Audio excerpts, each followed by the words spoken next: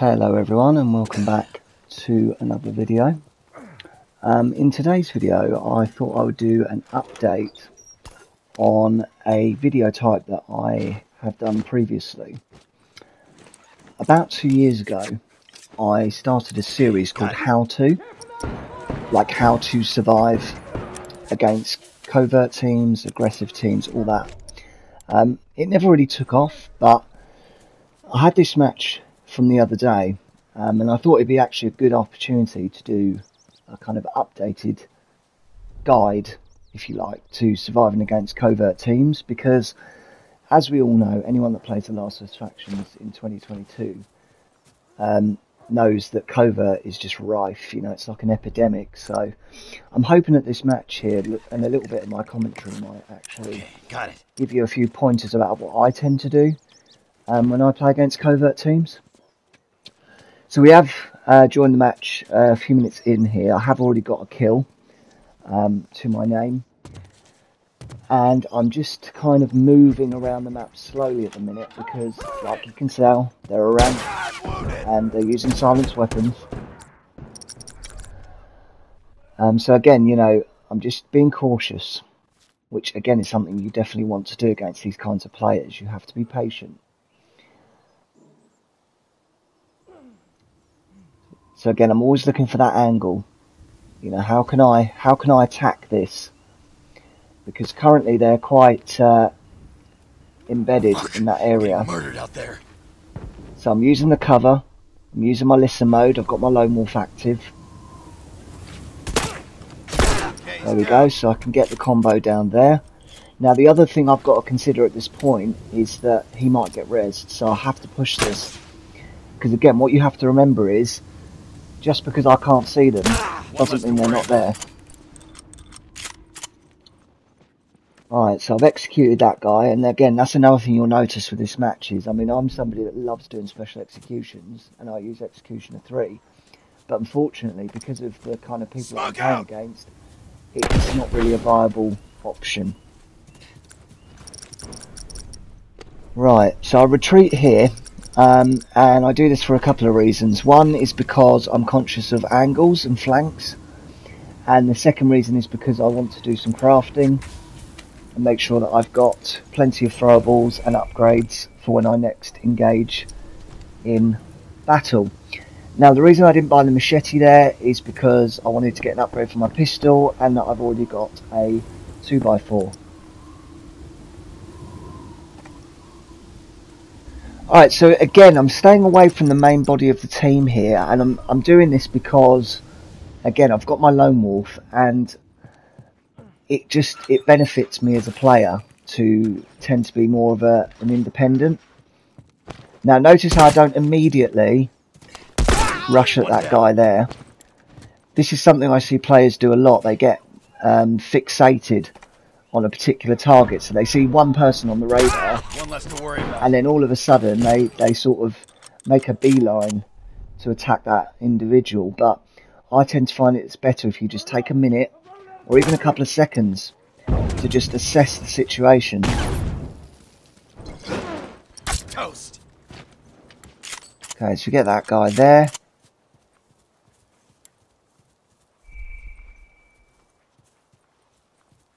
Then this other guy appears at the doorway, and we manage to down him No one comes back from as that. well because he hadn't healed.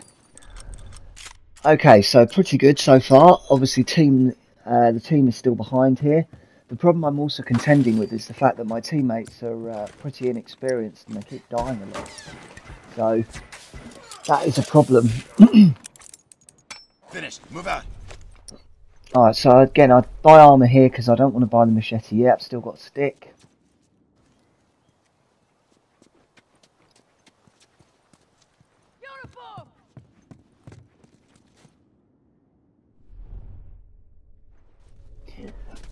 Alright, so oftentimes what I tend to do is, if I believe I've been marked, I just freeze on the spot.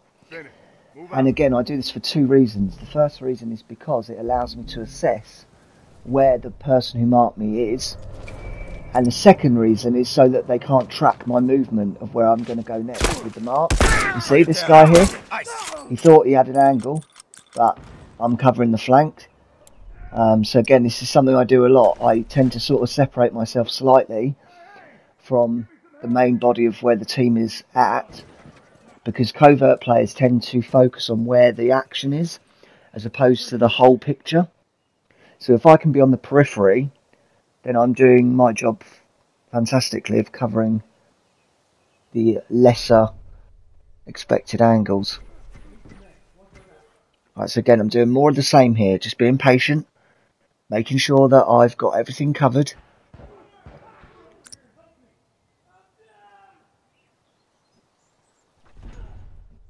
Alright, so I think I did wait slightly too long there. But actually, again, you see, my patience pays off. You end up just hooking a duck. Alright, so I'm going to throw a bomb here. Bomb's armed, careful. Yeah, because, again, I've injured both of them. Unfortunately, it doesn't down the guy, but that's okay.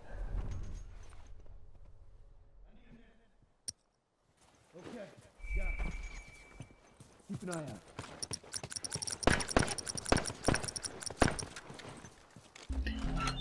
Okay, so I still haven't died yet.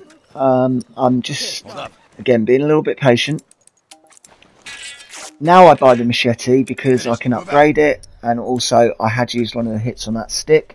But the good thing about buying the machete when you have a stick is that you can come back and retrieve the stick later if my machete for some reason breaks.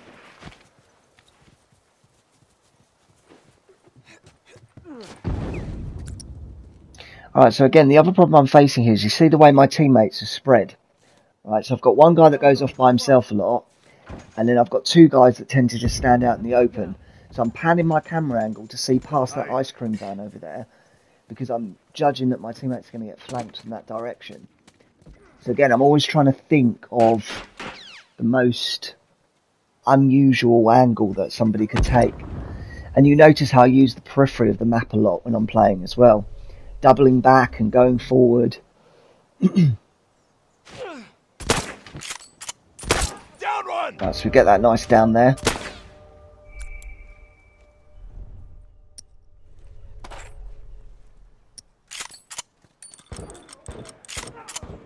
Buy my ammo. Okay, lovely. Good, some good downs there. And this is the thing, you want to be able to catch these guys with their trousers down, so to speak. And again, you see how I just pan to my left and notice that guy. Now, I do rush this guy here because I just think, why not? And to get a nice little special. One less straggler to worry about.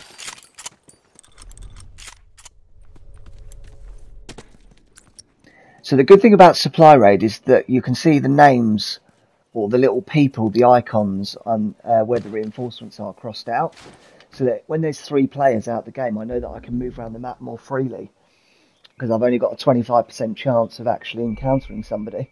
Whereas now, when they're all spawned back in again, I slow the pace right down again.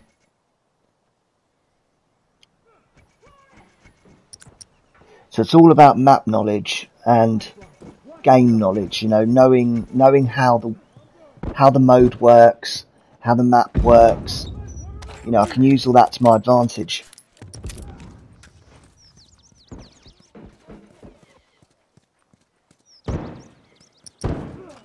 Smoke out! Alright.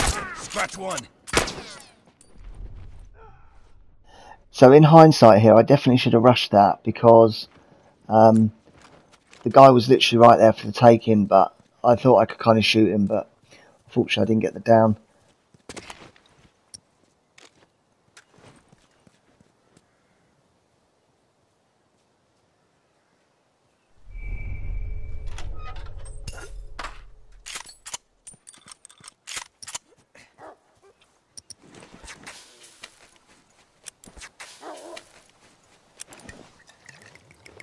Okay, just doing my crafting here and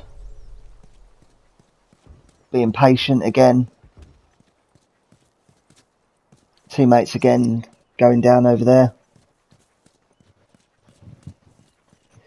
And the thing is, you know, I can't expect my teammates to change their, you know, their method of approach, because I have to remember that a lot of people in this game don't have the acumen, you know, to understand how to change their attack.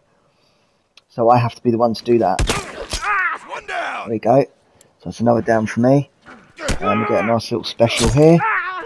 The machete.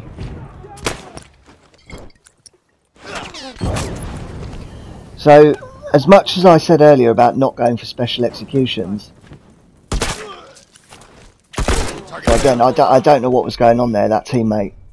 I don't know what he was trying to do there at all. But sorry, as I was saying, sometimes, as much as I said don't go to special executions, if you can do it strategically, you can actually draw other members of the covert band out of hiding. So I may recommend to you that you kind of employ that on occasion. But try and judge it so that it's actually going to be advantageous to you and not just get you killed. It does take some thinking about, but give it a go. And if you're wrong, so be it. Alright, so you'll notice I haven't fully upgraded either of my guns in this match. And again, the reason I've done that is because this is more of a combo loadout, so I think but one upgrade on each weapon is sufficient for them to be effective enough. Got a uniform right there. The only thing that's really going to benefit with the Frontier Rifle is the reload speed.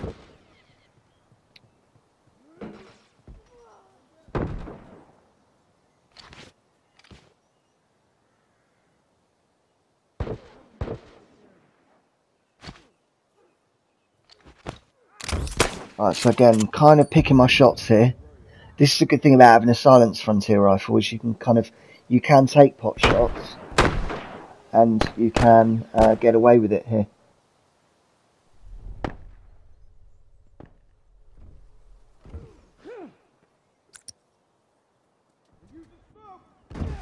Alright, so it's now me against 5 people. And bearing in mind at this point I still haven't died. Right, so I catch 2 guys in the open here, hit one with the Frontier.